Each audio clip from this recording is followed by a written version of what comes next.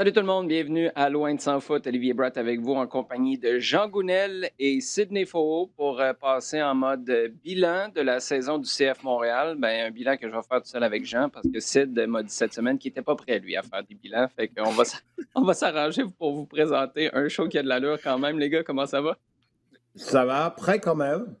Ouais, je sais que toi, t'es prêt, mais Sid, il veut rien savoir. Il veut attendre la finale du championnat canadien. On va parler de la fin de saison du CF Montréal, justement. On va parler d'incidents hallucinants du côté du Paris Saint-Germain. Puis non, on parle pas de Neymar, Mbappé ou Messi. J'allais oublier le troisième, ça va pas bien mon affaire. Hein? Puis on va répondre à vos questions parce que vous en avez un char puis une barge cette semaine, comme on dit à Paris, justement. On va commencer avec notre segment à domicile, les gars. Retour, on va pas rentrer dans le détail de la rencontre, mais retour sur cette défaite le week-end dernier, le CF Montréal qui jouait son 34e match de 34 en MLS à domicile contre Orlando. Finalement, c'est une défaite avec un but qui a fait litige. Là, Sid, qu'on soit d'accord ou non avec la décision du hors-jeu, à quelque part, moi, j'ai envie d'évacuer ça. Mais quand Howard Webb sort par la suite et sa manière de sortir, où tu le vois dans une vidéo à l'écran, on passe des images du match qui ont été utilisées pour prendre la décision, mais je ne sais pas ce que tu en penses. On les passe quasiment en flash. Tu pognes quasiment une crise d'épilepsie tellement que ça passe vite. On n'a pas montré 14 angles de caméra puis 8 lignes différentes. Qu'est-ce que tu as pensé de la gestion de ce dossier-là, au-delà de la décision en tant que telle?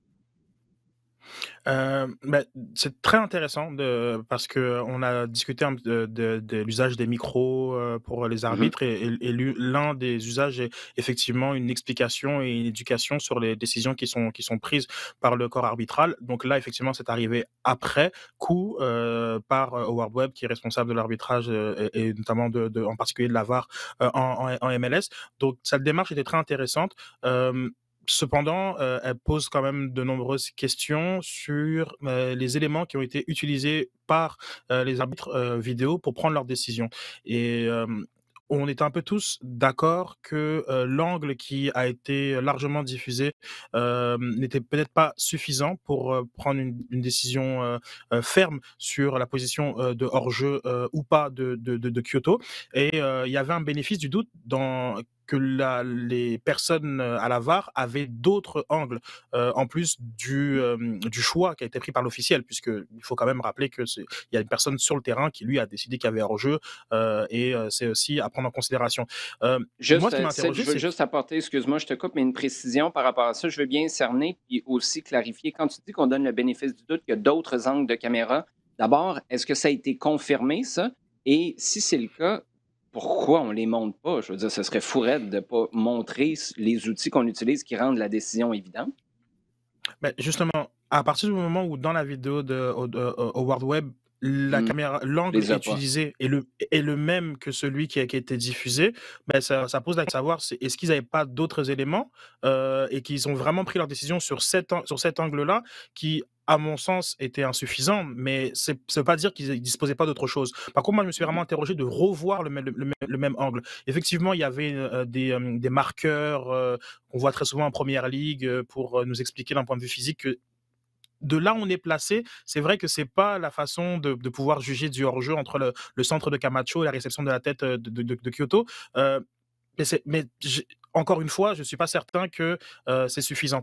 Autre chose, on est encore dans un cas de figure qui est peut-être le défaut des qualités de la VAR et de son utilisation, c'est que le côté manifeste fait en sorte que dans quasiment toutes les décisions 50-50, si tu penches d'un côté, il y aura jamais assez d'éléments pour te faire pencher de l'autre. Et on peut raisonnablement penser que si l'arbitre ne siffle pas le hors-jeu, il y aurait pas assez d'éléments vidéo Mhm, pour nous tout à pour fait. nous prouver qu'il y avait hors-jeu. Et c'est peut-être ce point d'interrogation majeur qu'il y a sur justement l'utilisation de la VAR. Et je terminerai en disant que si on nous avait expliquer au moment de la décision, ce qui se passe et sur quels éléments on se base, je crois qu'on aurait sûrement évité l'espèce de raucus qu'il y a eu lorsque l'image a été diffusée sur l'écran au Stade Saputo. Chose qui, selon ma compréhension des normes FIFA, est interdit de faire. Et on comprend bien pourquoi, parce qu'on a vu à quel point il y a eu un pétage de plomb général des joueurs et du staff technique au moment de la rediffusion des images à l'écran géant au Sasaputo, qui, selon moi, a mené tranquillement pas vite au carton rouge de Camacho dans la gestion des émotions du groupe par la suite. Donc, c'est bien que Howard Webb soit sorti pour expliquer. Ce qui serait peut-être mieux, c'est que ce protocole-là soit peut-être un peu plus constant et qu'on sache exactement quels sont les éléments qui ont été utilisés pour prendre les décisions. Moi, je peux pas croire que s'il y avait d'autres angles de caméra, on nous les a pas montrés. Moi, je pense que Caroline Chenard, qui était à la reprise vidéo, a utilisé exactement ça.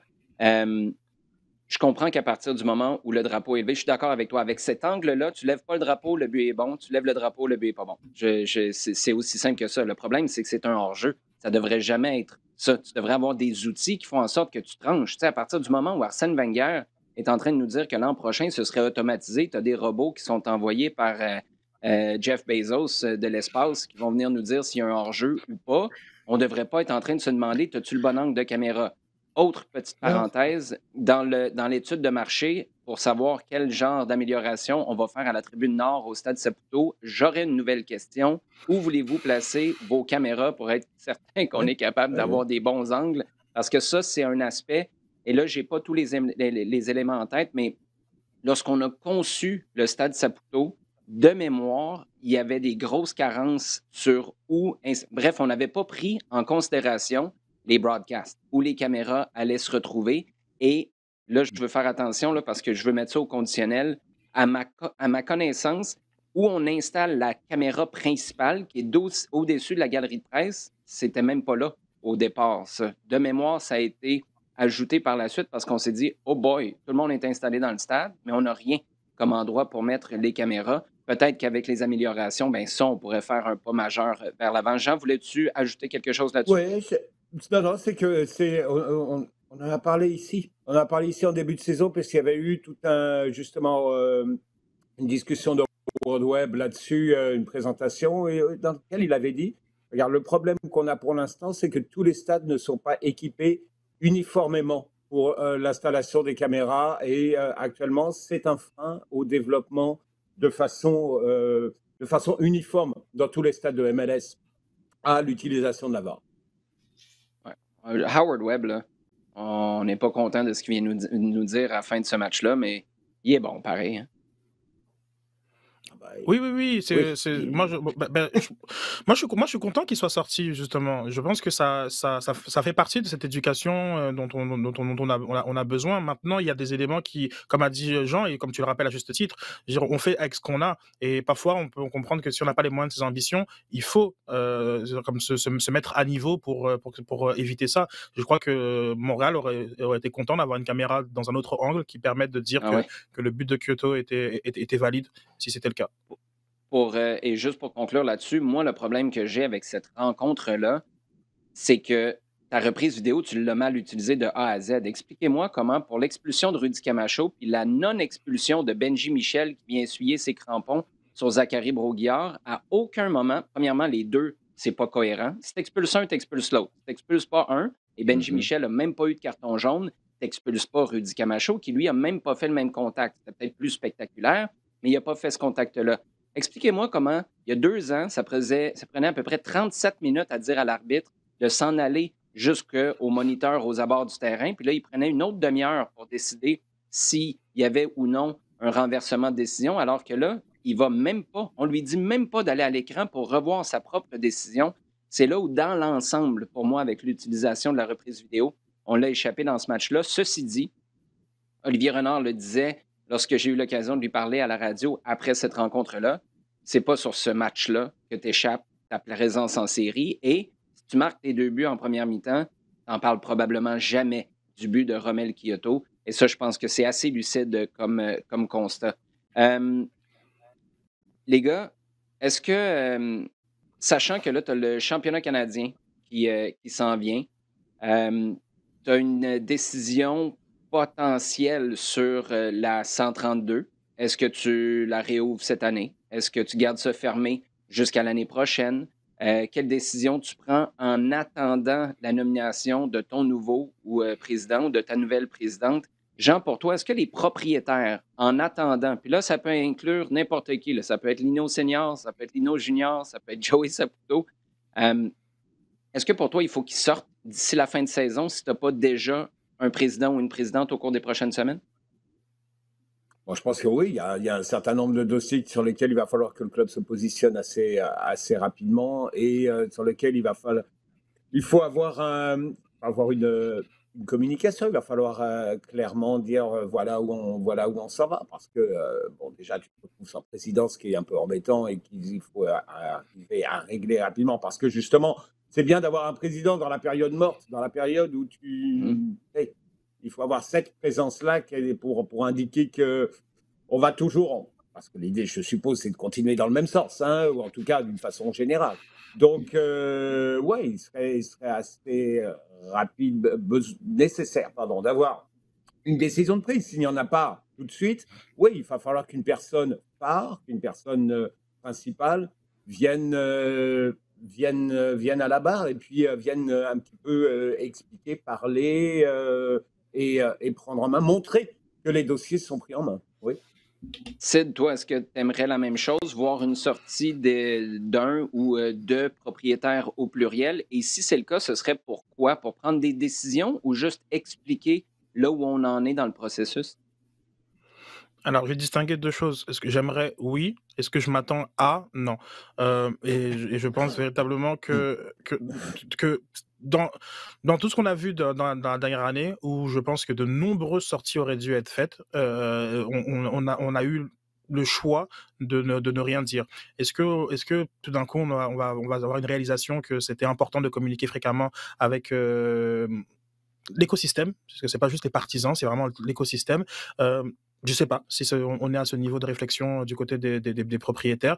Donc je m'attends pas à grand chose, hormis effectivement lorsqu'il y aura l'annonce du nouveau président, où j'espère qu'on aura droit à plus qu'un communiqué. Mais effectivement, je m'attends pas nécessairement à ce que la stratégie change. Je crois qu'on a fixé un cap, qu'on a beaucoup de confiance sur les moyens et la volonté de s'y rendre, et qu'on va continuer dans cette voie-là sans nécessairement prendre le temps de nous parler des différentes étapes et enjeux auxquels le club fait face depuis le 14 janvier. Moi, il y a deux choses. De manière générale, j'aurais tendance à penser comme toi, Sid. Il y a deux choses, par contre, qui me font dire je ne serais pas surpris de voir une sortie. Un, la journée où Kevin Gilmore en apprend son départ, c'est la journée où tu lances le renouvellement des billets de saison pour 2022. Je ne peux pas croire qu'un n'a pas rapport avec l'autre. Donc là, si tu n'as pas de président, on va faire quoi? On va sortir Olivier Renard pour parler au public? Moi, je ne vois pas Olivier Renard commencer à faire son bilan. La première chose qu'on va lui demander, c'est des questions sur le président. Ça s'en va où? Est-ce que tu as des fonctions supplémentaires qui ont été ajoutées? Je trouve que ça le place dans une position weird, déjà en partant. Et deux, mettons que tu l'as fait, la Ligue des champions. Hey, là, tu as plein de dossiers super importants. Je présume que tu vas jouer au stade olympique, à moins que, écoute, tu fasses des travaux d'hiver pour hiverniser un stade. Là. On s'entend que ça va pas dans ce sens-là d'habitude. Bref, le match, le fait que les billets de saison t'as semblé avoir fait des gros moves en même temps, en fonction d'eux, et que là, tu as la Ligue des champions que tu peux atteindre avec une finale de championnat canadien qui d'habitude est jouée depuis quoi, 2, 3. C'est en août d'habitude, j'ai perdu le fil là, avec la pandémie. C'est au mois d'août à peu près d'habitude que tu joues ta finale de championnat canadien. Donc ça fait longtemps que tu le sais que tu t'en vas en Ligue des champions. Puis c'est dans la foulée de ton renouvellement de billets de saison, tu es capable de dire hey, la gang, en plus, vous avez des billets pour la Ligue des champions. Pour ces raisons-là, moi, je ne serais pas surpris de voir une sortie des propriétaires. Et vous savez quoi? Je comprends que si Joey Saputo sort, c'est toujours le raccourci qu'on fait, puis c'est un raccourci toujours légitime parce que ça a toujours été le visage. Mais si tu veux marquer le coup, si tu veux montrer que ça a changé, même au-delà du rebrand, de Kevin Gilmore qui est parti, d'un nouveau président qui s'en vient, qui pour moi est un geste fort de la part des propriétaires parce qu'on est en train de dire on ne revient pas à ce que c'était dans le temps, on garde la structure qu'on a mis en place, on y croit, c'est juste que ça n'a pas fonctionné avec la première personne qu'on a placée là, en l'occurrence Kevin Gilmore. Si, puis Sid, je te lance la question. En fait, je vais te la lancer à toi, Jean, parce que ça fait plus longtemps que nous que tu couvres l'équipe.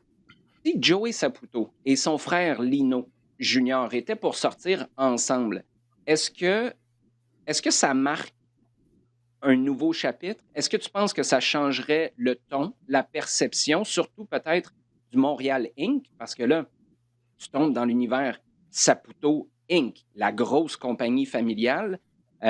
Puis aussi, ça amènerait une voix que personne connaît. Trois quarts du monde, c'est la rue Sainte-Catherine. En fait, 99 des gens, c'est la rue Sainte-Catherine. Tu leur demandes le CF Montréal ou l'Impact, c'est qui en est propriétaire. Il n'y a personne qui va te répondre Lino Junior, Lino Senior et Joey Saputo. C'est seulement Joey Saputo. Est-ce que tu penses que ça pourrait changer le narratif ou montrer qu'on est rendu ailleurs? Bah, je sais pas, parce que là, en fait, ce que tu mets un mot quand même qui est important là-dedans, qui est perception.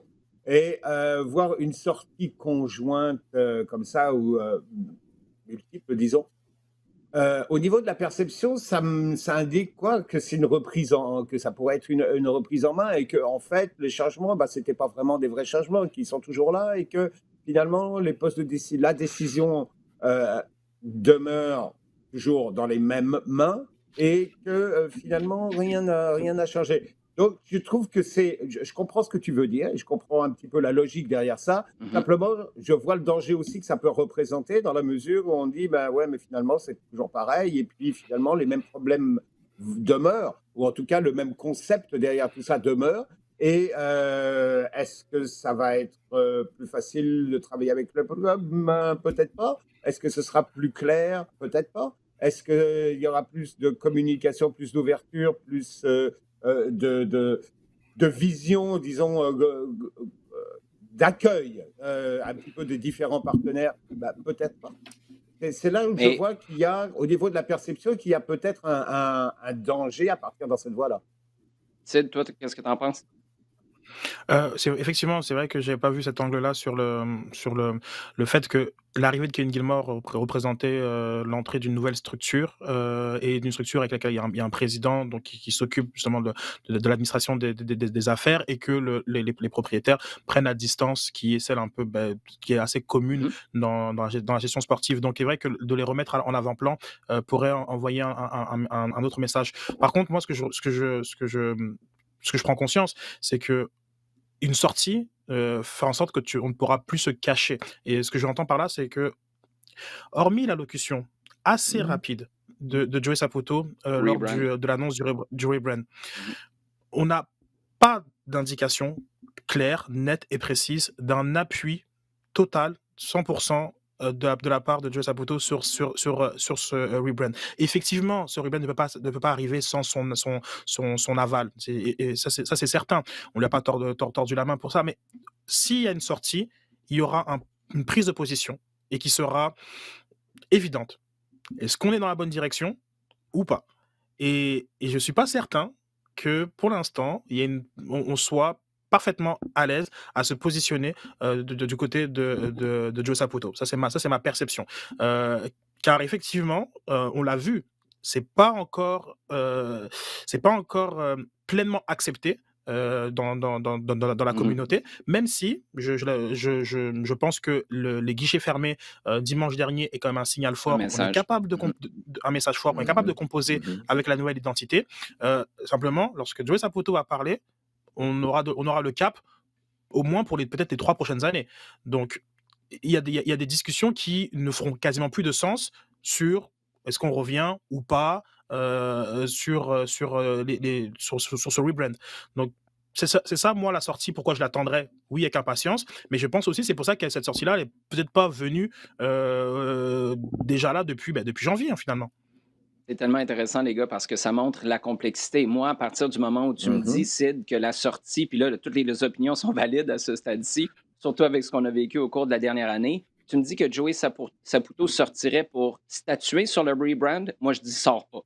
Sors pas parce que même si tu as décidé ce que tu voulais faire, laisse ça à ton prochain président. Ça va lui donner 6 mois un an de place pour respirer. Il va arriver comme le sauveur au début. Ça ne veut pas dire que tout va fonctionner, mais même si tu as décidé, utilise ça pour donner du pouvoir, de la crédibilité, du capital de sympathie au prochain président, la prochaine présidente qui va avoir déjà tellement de travail à faire, puis des décisions encore difficiles à prendre. Donc, si tu as statué, ouais, tiens, tout ça pour dire, sors pas, à mon sens, si c'est pour être rendu là. On vient-tu de garrocher 12 minutes à l'eau de conversation? Ça m'a fait plaisir, les gars. Je suis là pour vous. Hey, on va changer de registre, mais on reste dans notre segment à domicile. Jean, 2 matchs qui s'en viennent à Edmonton, dans le froid d'Edmonton. D'ailleurs, on va présenter ces rencontres-là et j'ai une belle pensée pour Antonin Bessner qui est en train de magasiner des combines, une tuque et des gants bien chauds parce qu'Antonin va être là sur place pour les rencontres pour nous servir comme reporter. Match contre le Costa Rica vendredi. Mardi prochain, plutôt, toujours à Edmonton, contre le Mexique. Un retour à la maison pour Alphonso Davies. Tu fais venir des équipes qui sont beaucoup plus confortables, bien au sud de Edmonton à ce stade-ci de l'année. Tu t'attends à quoi avant que je pose la question à Sid et qu'il nous dise pour lui, ça va être 9 points en 2 matchs? Voilà, c'est la barre seed, ça. Oui, exactement. 9 points. Peu importe combien de matchs tu joues, 9 points. Hey, vous avez vu, je ne sais pas si vous avez vu des images des entraînements, là. Aïe, aïe. Non, il fait froid. Petit matin, il y a du beau soleil, mais vivifiant. OK, bah écoute, on en a parlé déjà de cette petite stratégie d'amener les matchs à Edmonton. Il faut livrer la marchandise maintenant, quand même. C'est vrai. Parce que c'est bien beau, mais il faut arriver. Ce que je voudrais voir, c'est contre le Costa Rica, qui est une équipe vraiment prenable. On l'a vu à la Gold Cup, et puis on a déjà dit, c'est une équipe qui est en perte de vitesse par rapport aux dernières années où elle était clairement installée juste derrière États-Unis et Mexique, voire même au même niveau. C'est une équipe qui est en perte de vitesse. Ils joueront d'ailleurs sans Navas, à première vue, qui ne sera pas là et qui ne fera que le match suivant. Ce qui est quand même un atout pour le Canada. Ce que je veux voir, c'est une équipe qui prenne les choses en main, à domicile, clairement, parce qu'elle a été beaucoup en réaction. Elle a été beaucoup en réaction du fait qu'elle s'est déplacée. Donc, et avec des déplacements Mexique, États-Unis, tu sais que tu es plutôt en réaction par rapport à ce que ton adversaire te propose. Jamaïque, c'était un peu la même chose. Prendre les choses en main, c'est contre le Panama. Il y a eu là aussi une réaction puisqu'il y a eu ce but contre très très rapidement et donc il a fallu réagir par rapport à ça. L'élément que je vois, c'est plus face au Salvador, donc un adversaire quand même un peu moins solide, mais c'est plus ce genre d'attitude que j'aimerais voir. Là, il devrait y avoir beaucoup moins de problèmes au niveau des absents, beaucoup moins de bricolage, on va dire, puisque là, clairement, à première vue, en tout cas, tout le monde est à peu près là. Larin, là aussi, il y avait un petit questionnement, mais c'est plus, semblerait être un peu enrhumé, quelque chose comme ça, et qu'il devrait être dispo. Donc, tu devrais avoir essentiellement le fondamental de ton équipe. Alors, mis à part le fait que tu vas peut-être commencer à jouer, il ne faut pas oublier qu'il ne s'agit que de 2 matchs, non pas 3. Donc, dans ta gestion de ton effectif, c'est encore un petit peu différent. Bon, moi, je m'attends à avoir une équipe probablement le 11 le plus efficace offensivement face au Costa Rica, clairement. C'est-à-dire une équipe qui va partir, qui va, j'espère, prendre des risques. Comme on l'a vu contre le Panama, ça a payé à ce moment-là, avec une équipe qui était en jambes, qui voulait absolument se projeter vers l'avant, créer des choses, multiplier les façons d'attaquer. J'aimerais voir ça. Et s'il y a 2 matchs, des 2 matchs, s'il y en a un sur lequel j'aimerais qu'il focalise complètement, c'est celui-là contre le Costa Rica. Tu dois prendre les 3 points là. Après, c'est toujours le Mexique. Oui, on a vu sur le match précédent que tu étais quand même rapproché beaucoup du niveau. Mais il y a toujours un certain nombre d'impondérables. C'est une équipe qui est capable, elle aussi, le Mexique, de sortir un certain nombre de choses de son chapeau, même si elle n'est pas au top complètement. Donc, il y a toujours ces impondérables-là sur lesquels tu ne peux jamais savoir. Par contre, ouais, faire le maximum contre le Costa Rica, je pense que c'est essentiel. En quelques secondes, Sid, d'abord, j'aimerais avoir tes attentes par rapport à ces deux rencontres-là? Je fais la blague là, parce que la dernière fois, tu disais qu'il fallait viser les 9 points en 3 matchs. Ce serait tout à fait légitime de viser la même chose. Je parlais à Maxime Crépeau cette semaine et pour lui, c'est une évidence qu'ils ont le droit de rêver à ces 6 points-là. Oui. Et sachant que j'ai pas vu pour le match de mardi prochain, mais pour celui de vendredi, j'ai regardé la dernière fois, il y a 48 heures environ. Ça a sûrement évolué depuis. On était rendu à 42 000 billets sur 50 000 vendus à Edmonton. C'est quand même spécial ce qui est en train de se passer. Il y a des gens qui partent de Montréal, qui s'en vont à Edmonton passer près d'une semaine en famille pour voir ces deux matchs-là. Tu sais, le soccer, c'est le sport du futur. Là. Je suis désolé, là, on est rendu. Ah oui, non, je veux dire, la partie inférieure, le bol, c'est vendu tellement rapidement, les 25 000 premières places. Effectivement, c'est la ville d'Alphonso Davies. Il y a Mhm. aussi une équipe qui est extrêmement compétitive et qui donne envie de la suivre. Donc, je pense que c'est bien parce qu'Edmonton est une des villes candidates pour la Coupe du Monde de 2026. Donc, c'est aussi une manière de se présenter au monde, si je puis dire. Moi, je suis tout à fait d'avis de Jean. Tes 3 points contre le Costa Rica. Le Obligé. Mexique, oui, ça c'est pour eux, c'est obligation. Le Mexique, je les ai vus contre le Salvador dans une ambiance. Je pensais même plus qu'en 2021 on pouvait recréer ce type d'ambiance tellement c'était électrique, tellement c'était hostile.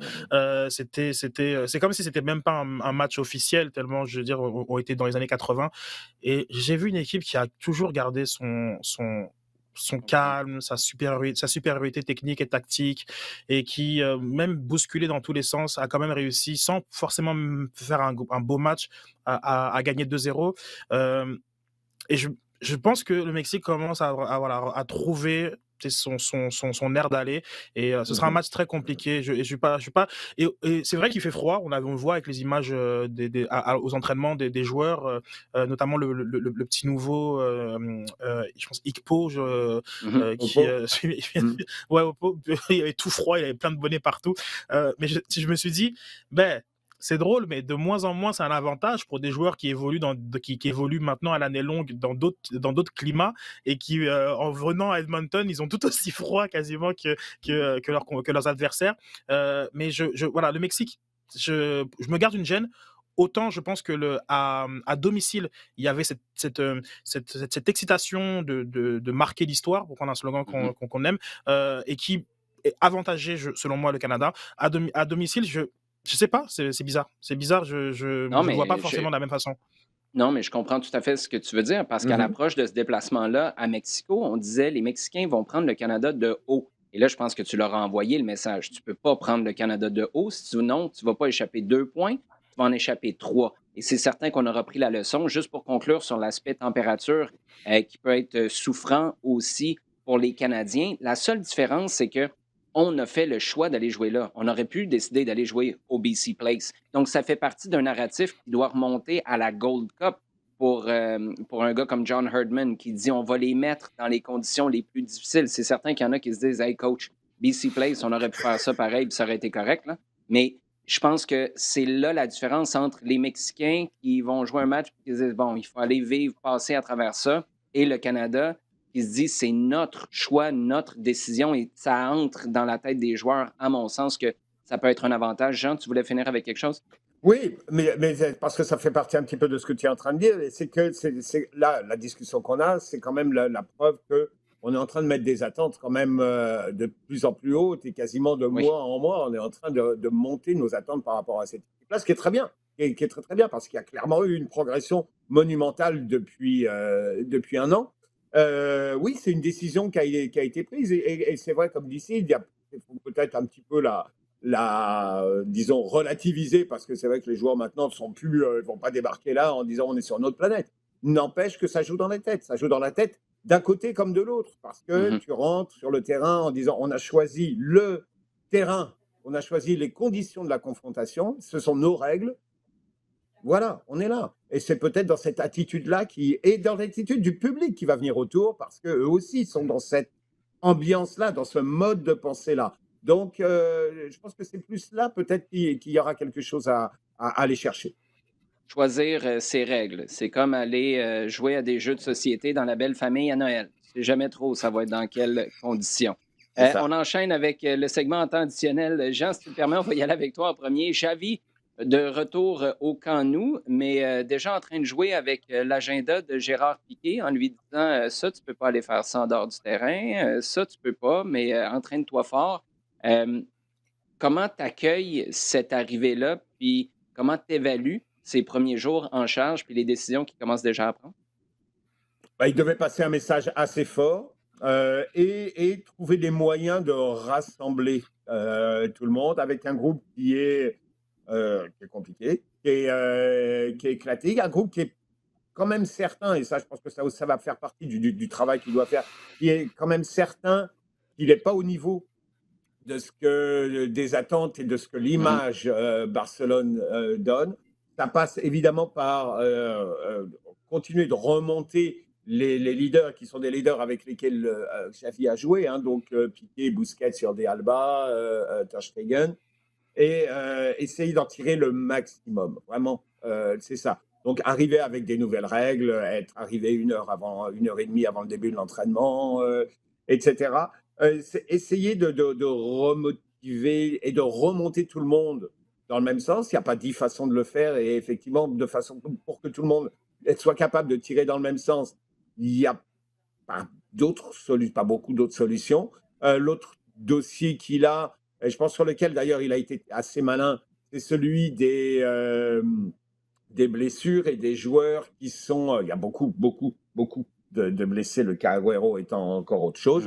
Mais donc, clairement, essayer de garder tout le monde motivé. Et son discours qui est passé public par rapport à Dembélé, je trouve que c'est malin. Hein, que clairement, il est dit à Laporta, non, non, lui, il faut le garder parce qu'il a le potentiel d'être vraiment très, très bon. Il faut bien l'encadrer, le mettre dans le bon environnement. Moi, je vais m'en occuper.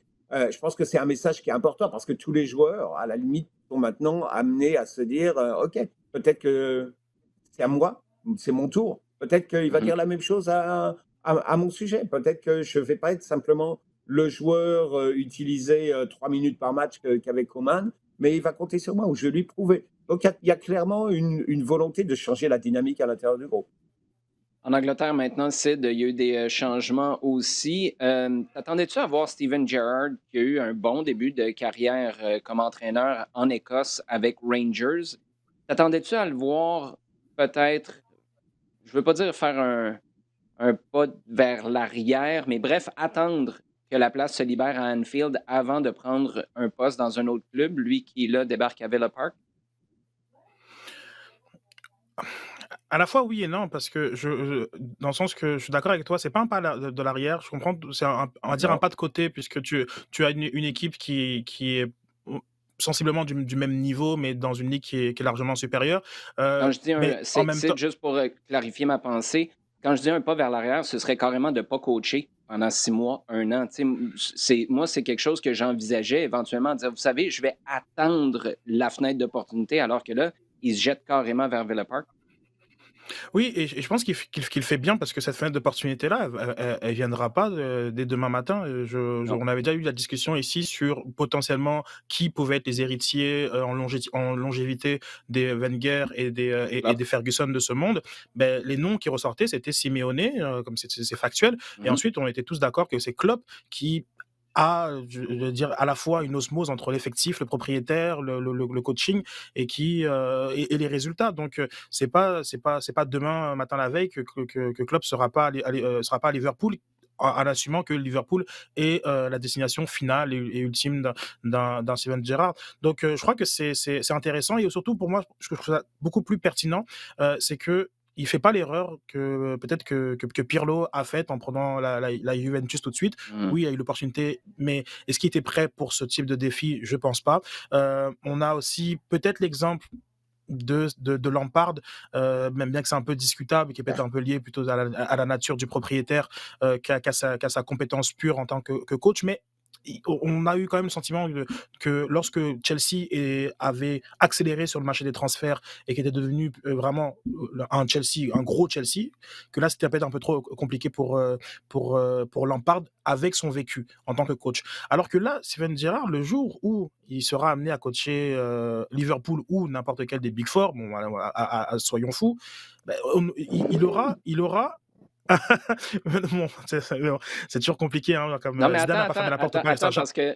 parce Ouais. que pour ceux qui ne voient pas la vidéo, là, en ce moment, Jean a failli tomber en bas de ta chaise. Moi, je veux juste que tu précises ta Non. pensée. Tu le verrais... Attends, mais Sid, tu le verrais débarquer où quand tu dis dans n'importe quel autre du Big Four? Parce que Ben, Steven Gerrard, qui débarque ailleurs, lui qui a fait toute sa carrière avec Liverpool, moi, je pense que tout le monde a du respect pour lui, donc on serait content de le voir débarquer, mais les Scousers à Liverpool, là, le voir aller ailleurs, écoute, ouais. ce serait la Non, trahison la plus...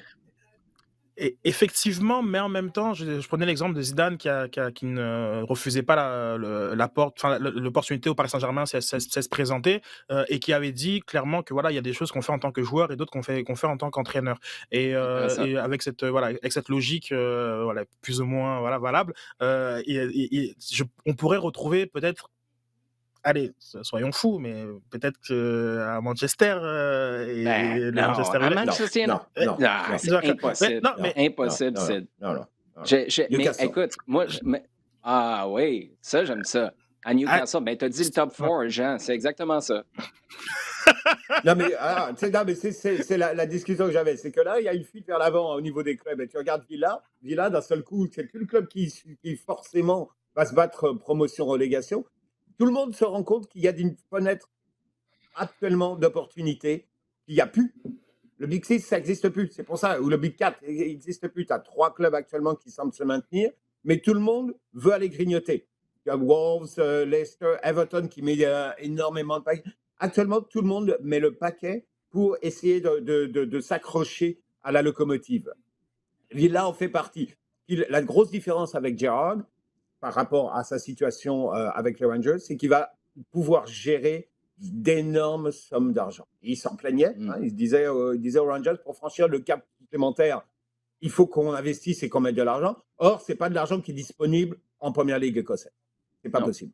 Donc, que tu sois Celtic ou Rangers, il y a un plafond. Là, il arrive à Villa, qui vient de vendre Gueulé, je pense, 100 millions, qui vient d'acheter 3-4 attaquants, Mings, Buendia et tout.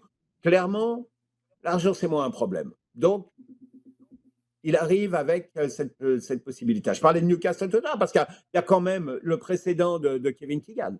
Donc, c'était déjà un ancien, super grande vedette de Liverpool, avec qui ça s'était plutôt bien passé, son passage comme entraîneur à Newcastle. Bien passé, je veux dire, bien vu par le public, même si on est d'accord que Gerrard, on le voit rebondir à un moment ou à un autre.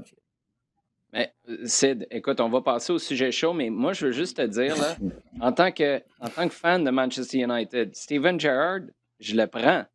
Je veux juste être là la fois où il part de sa maison à Manchester, puis il débarque à sa maison de campagne, je présume, à Liverpool. Comment il est accueilli là, quand il va faire l'épicerie? Ça, je pense que ça ferait tout un moment de télé-réalité. Il n'y a plus de maison de campagne. Il n'y a plus de maison de campagne.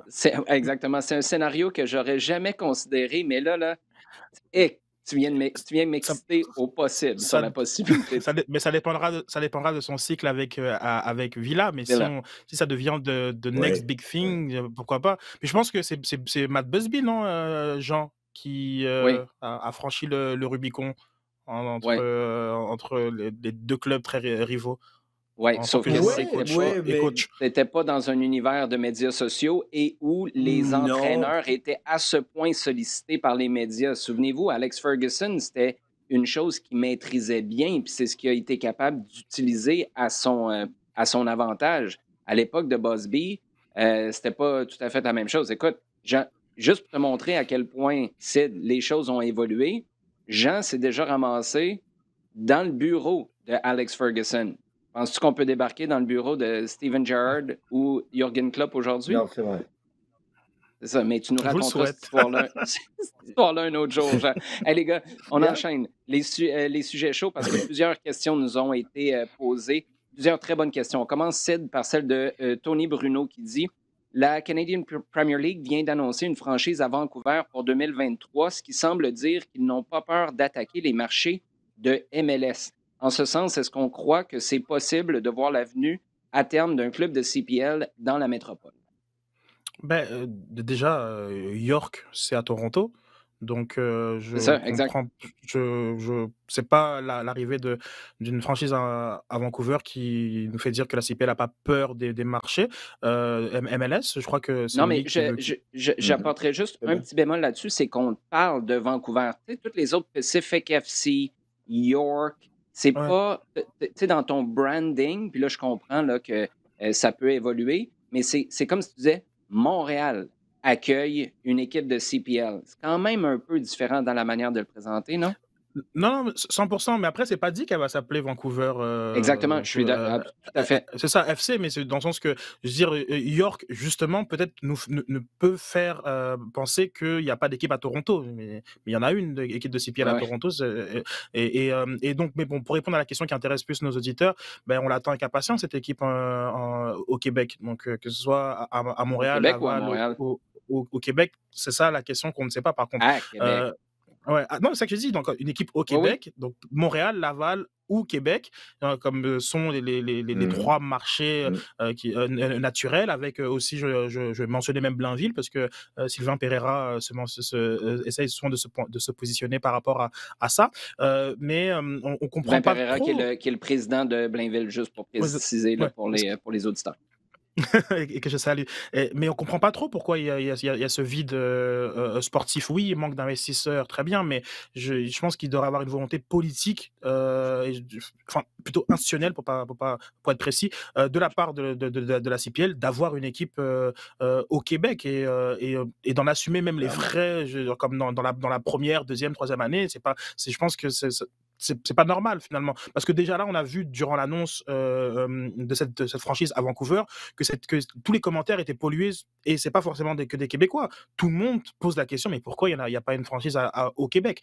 Ouais. Donc voilà, c'est un peu l'arbre. Moi, je sais pas, c'est quelque chose qu'il faut adresser du côté de la CanPL, et plus rapidement qu'autre chose. Tantôt, je te reprenais pas en disant à Québec, je donne mon opinion. Puis tu Ah! demandes comment expliquer, comment. Qu'est-ce Puis c'est une opinion, là. Écoute, je peux pas être plus tranché que ça. Si tu veux quelque chose à Blainville éventuellement, parfait. Si tu veux quelque chose à Laval éventuellement, aucun problème.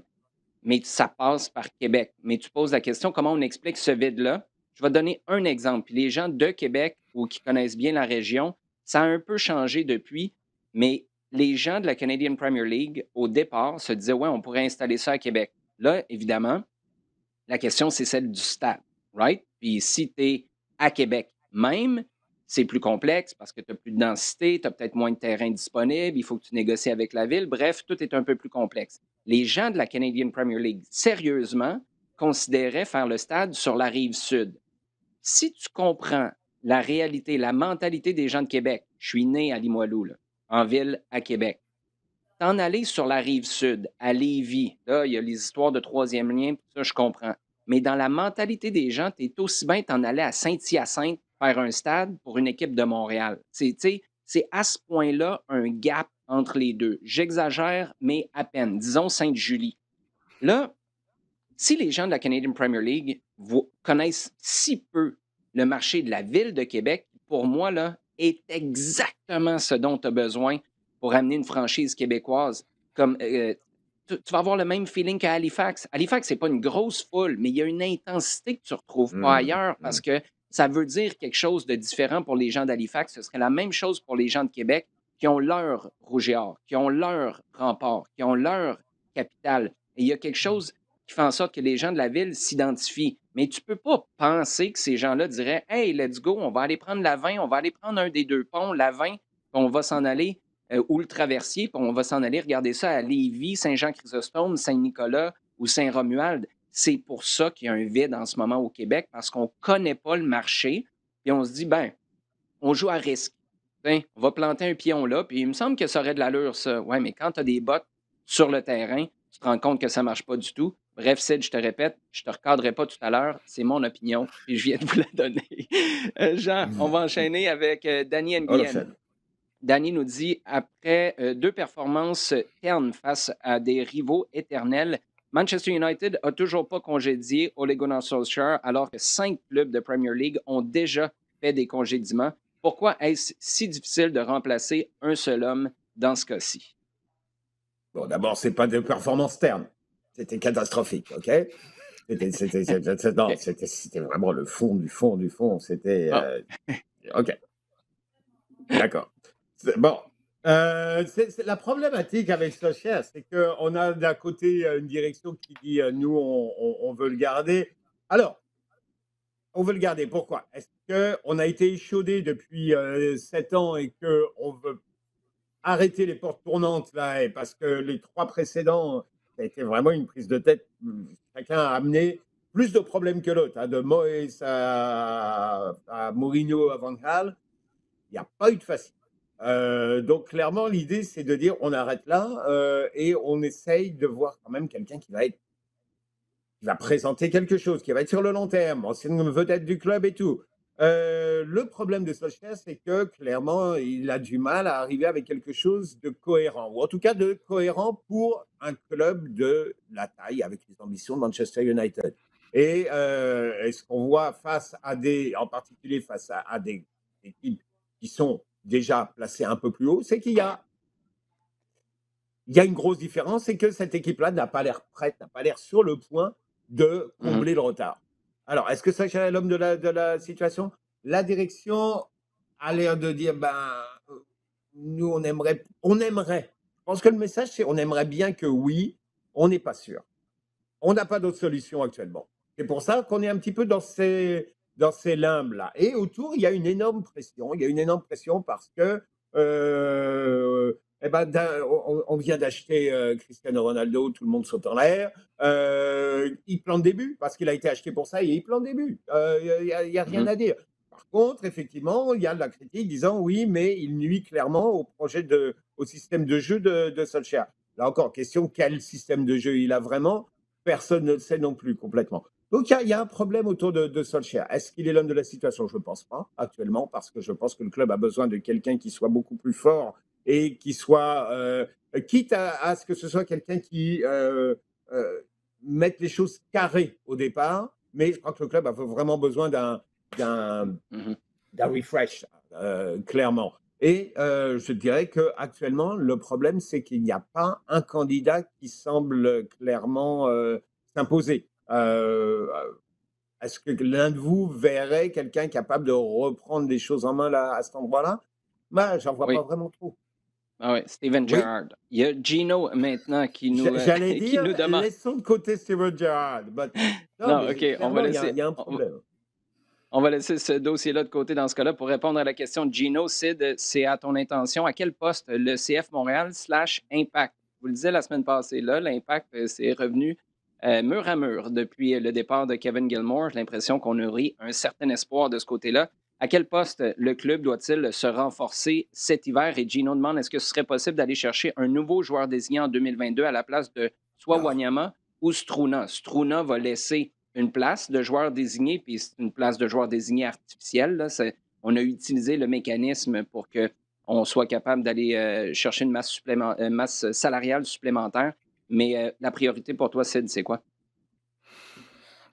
Difficile à dire, mais dans le système actuel, effectivement, je pense que Gino a raison de parler des pistons. Je crois que il nous manque peut-être vraiment un vrai bon piston. Zachary à la vitesse, Chouanière à la vista et le QI, Kissa à la qualité de centre. Et si ce joueur-là c'était une seule personne, peut-être que ce serait Alexander Arnold et qui serait pas. Ouais, c'est ce que j'allais dire. Il serait pas ici. Il serait pas ici. Mais à chaque fois que l'un des trois, et même je dirais que Bassong a même à la combativité et tout, à chaque fois qu'un des quatre est utilisé, il manque quelque chose véritablement pour que ce joueur-là soit un joueur qui a une grosse influence dans le jeu. Et dans le système actuel, c'est compliqué. Donc oui, Piston. Après, je crois sincèrement que Wanyama, ben, oui, s'il y a une opportunité, il faudrait y penser du côté d'Olivier Renard, parce que dégager son salaire pourrait donner plus de flexibilité dans le reste Ah ouais. de l'effectif. Donc c'est vraiment à considérer. Et j'ajoute à ça quand même que la position de milieu central est quand même une position qui est plutôt fébrile du côté du CF Montréal.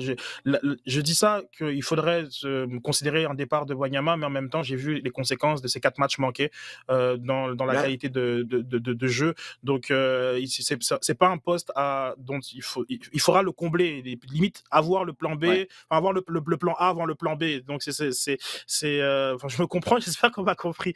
Mais pour le reste, écoute, je suis pas sûr que au niveau des avant-centres, je sais pas qu'est-ce qui définira. Est-ce que ce sont les buts qui définissent ces avant-centres, ou ce sont le nombre de matchs manqués? Aujourd'hui, je le sais pas. Et en 2022, j'aurai sûrement la réponse.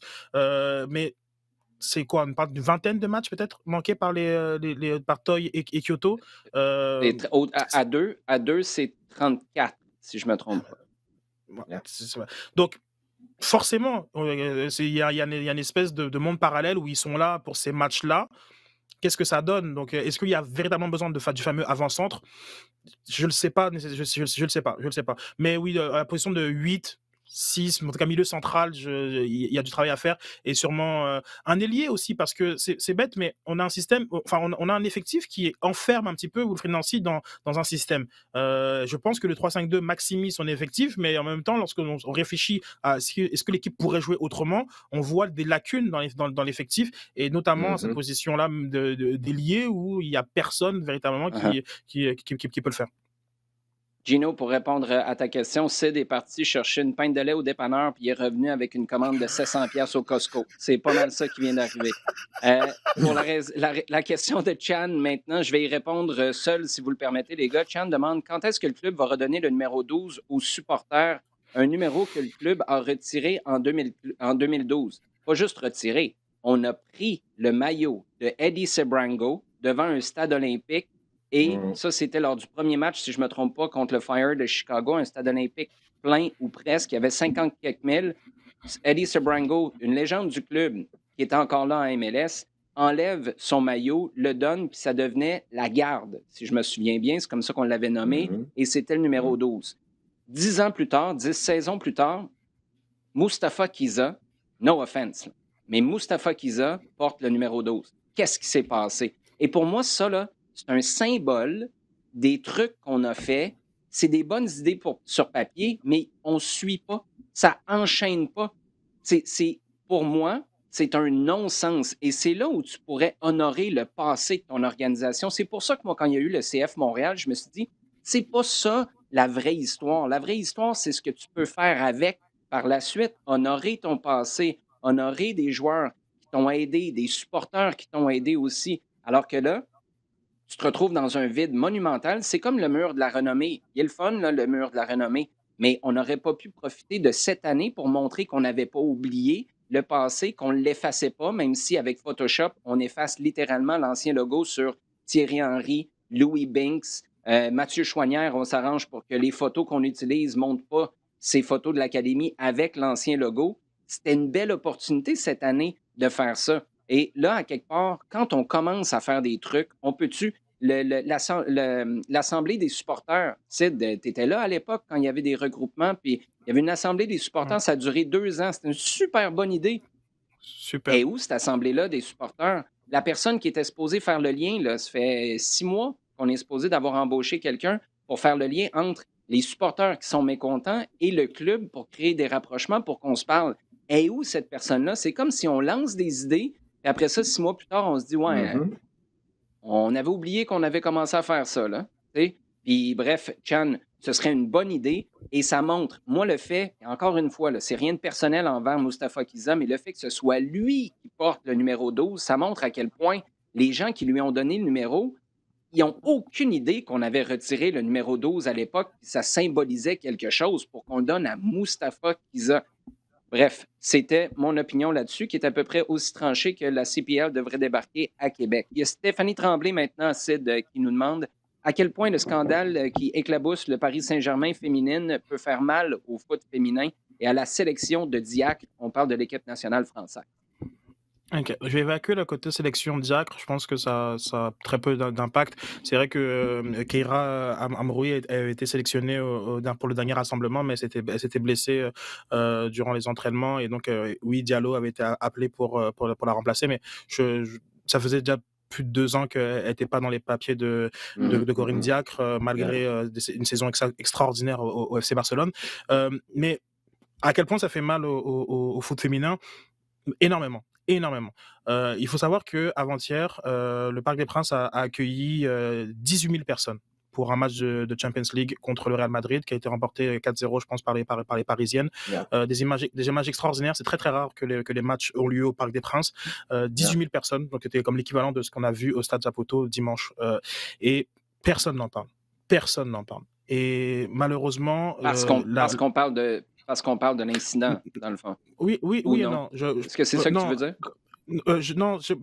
On est malheureusement, je pense que c'est pas, je dirais pas que ça fait une éclipse, parce que finalement c'est une histoire qui est rocambolesque, qui en soi mérite une couverture, mais je crois que ce qui fait mal un peu au sport féminin, c'est que c'est ça qui ressort, et pour moi c'est pas du tout l'actualité de la semaine qui aurait dû être l'actualité de la semaine, et que c'est là que ça fait très mal au foot féminin, où j'ai vu dans mes groupes de foot de potes où on se partageait ce genre de nouvelles, mais il n'y a pas un seul de mes potes qui m'a partagé le fait que le Parc des Princes était en fusion et qu'il y avait un très beau match, ou qui m'a parlé du match de Lyon contre le Bayern, je pense, genre comme le but de la Barcelonaise qui sera futur Ballon d'Or, enfin un coup franc magnifique. Bref, personne ne me parle de ça.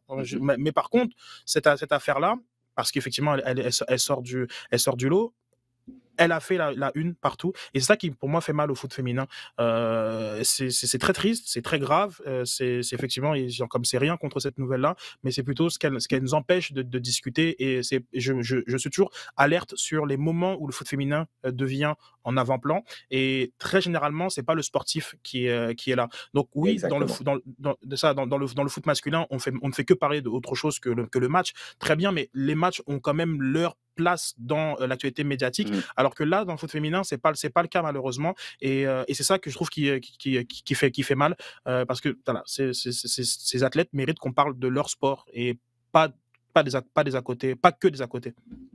Ouais, et pour ceux qui n'auraient pas vu la nouvelle passer, c'est Diallo qui aurait engagé, comment l'appeler, un frappeur à gage pour blesser sa coéquipière en club, parce que les deux compétitionnent pour le même temps de jeu.